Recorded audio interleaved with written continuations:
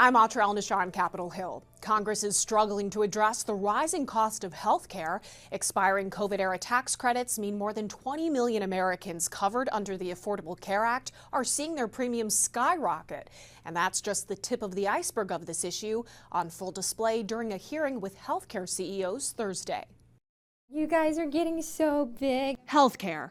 Everyone needs it, but fewer and fewer people these days can afford it. Let me tell you something. People are really struggling. I hear these stories every single day. Between 2000 and 2022, the cost of hospital services in the U.S. increased by 220%. In 2008, the median launch price of a new pharmaceutical was about $2,100. By 2024, it was more than $370,000. These prices put many treatments out of reach. CEOs of major health insurance companies appearing before House lawmakers on Capitol Hill Thursday to talk about why this is happening and how to stop the soaring costs. Democrats and Republicans agree CEOs are paid too much and that there's not enough competition. Where they largely disagree, how to proceed with the Affordable Care Act, or Obamacare. Democrats fought last year to extend now expired COVID-era tax credits to prevent premiums from doubling or tripling in some cases. President Trump and many in the GOP want the government to instead put money into individual health savings accounts. Instead of sending money to insurance companies,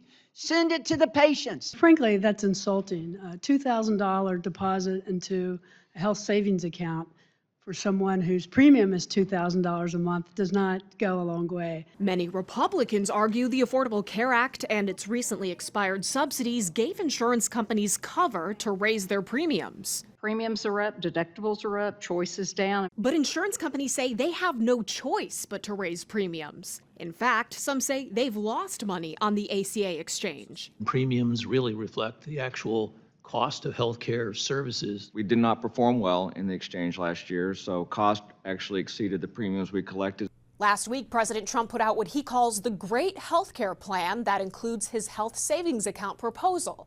It was met with lukewarm feelings from Republicans in Congress. On Capitol Hill, I'm Atra El-Nashar.